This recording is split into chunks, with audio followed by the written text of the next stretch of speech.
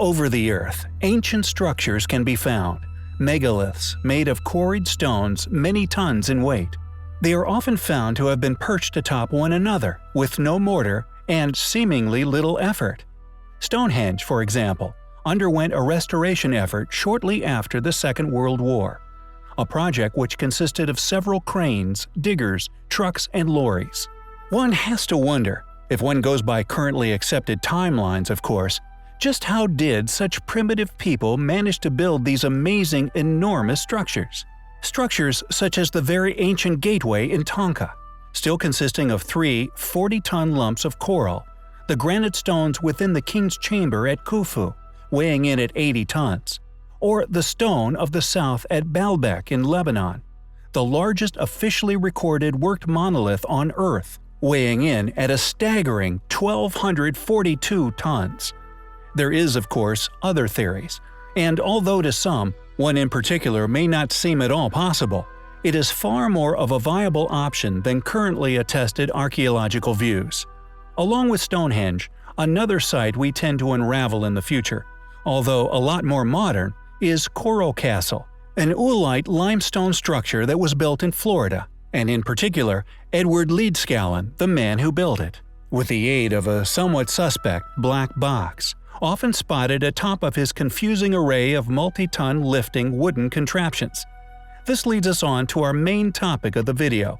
It seems that Edward, like a few other known individuals throughout history, may have deciphered a piece of lost knowledge, information which allowed them to create rudimentary lifting devices with the ability of lifting stones many tons in weight effortlessly. In the small pockets of the world where advanced ancient cultures lived, prospered, and vanished into history, places where their ancient ruins remain untouched by all but nature, testimonies were found describing these exact technologies. Sites such as Pumapunka, Stonehenge, and in particular Easter Island, where not only does there still exist accounts of the huge Moai statues floated along the coast by way of strange chants, the places in which the priests hid within the caves also still exist, these rituals in apparent frequency.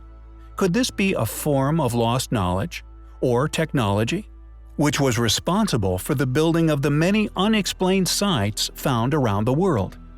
Vibrational technology, capable of making any inorganic object, regardless of size, weightless?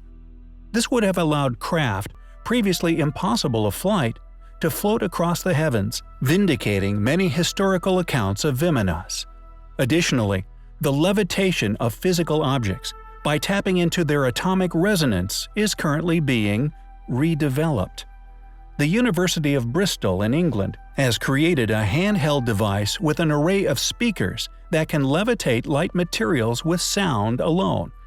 The more time that passes, and the more technologically advanced we become, the more we begin to understand these amazing ancient structures. And although, for some, the realizations that these technological epiphanies induce, for example, accepting the possibility of a past highly advanced ancient civilization, which ended with an equally as possible global cataclysm, could be seen as altering of a worldview to understand what's true is far from detrimental.